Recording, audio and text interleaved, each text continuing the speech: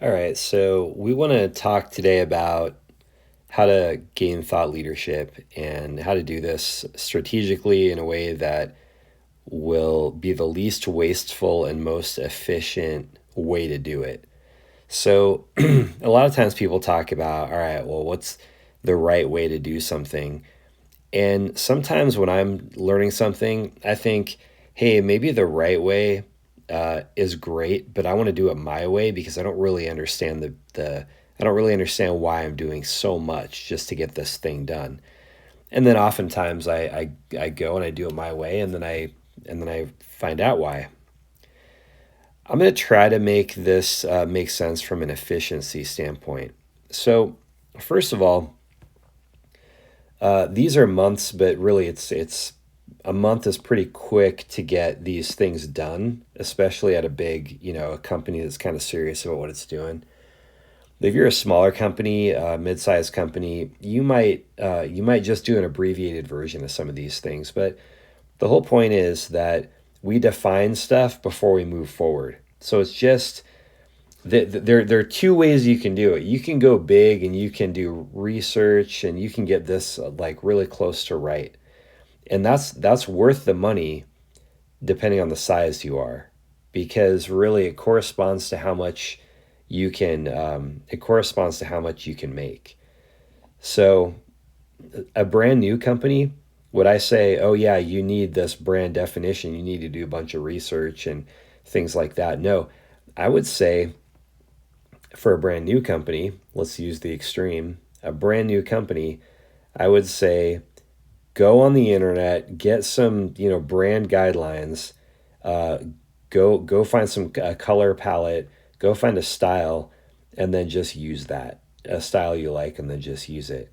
But after a couple of years in business, when you have a bunch of people working in your company and you have to communicate to them, see the thing about brand, we think, oh, brand helps you sell, but brand precedes culture.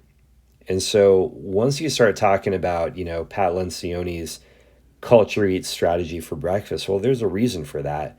The reason he says that, and it's because if you are focused on best practices and not culture, and you're focused on and not values, then you end up being kind of the soulless, kind of like, hey, we just need to get things done kind of company. And really quickly, people start feeling used, and you sow distrust. And Pat Lencioni has a whole book on that. It's the five dysfunctions of a team, I think. And so what happens is trust erodes, and then you see all these problems. Uh, and yet, culture, if it's based on good values, and if you're able to say, hey, here's what we do at our company, here's what we don't do. I think today a lot of people are like, well, I can't put my values on other people. Well, guess what? It's your company. And I'm not saying you have to make them go to church or go to your, I don't know, synagogue or whatever you do. I'm just saying that you have to have those values set out, and then you have to be able to define them. Doesn't mean that you have to go do a bunch of research and do a bunch of work on this. It can be a small project. But here's why. So you do that, and now everybody understands the why.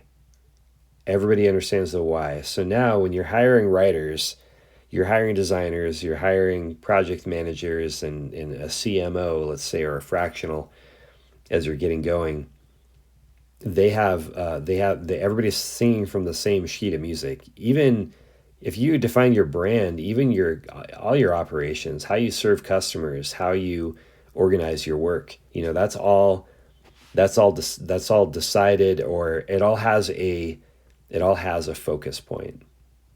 These are our values, these are our personality traits, and then the other thing you get with this is brand story.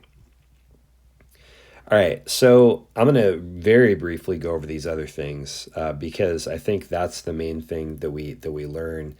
This whole process is not just to have a big process. It's because we want to put the first things first. We want to make the highest level decisions first, and then the second highest level decisions second, right? And then we want to get into design, um, design, want to get into some planning, some lower level planning, and then some monthly execution, and then some ongoing improvement. And so that's really what this is about. So month one is brand definition. Two is going to be your situation analysis and your target audience recommendation. And those are based on a little bit of research and a little bit of what we know. Just really quick things that we can go out and get easily. We're not setting up interviews with people necessarily. If you want to, you can, but you don't have to. Uh, and then after that, we start getting into the higher level brand visuals, like the mood boards.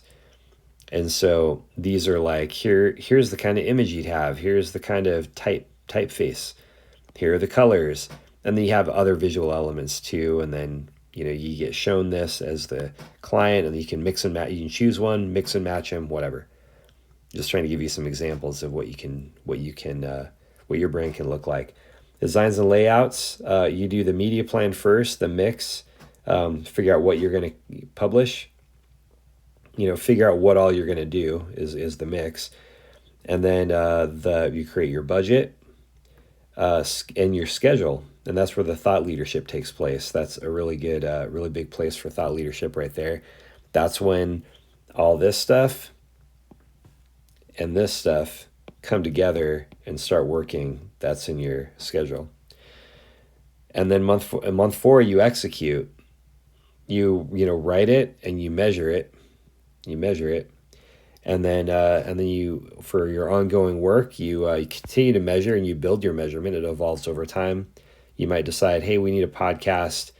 We actually need to do a stronger rebrand down the road in a year or so, and then build your team too. So we'll talk about all these things a little more in depth, but this is the overview.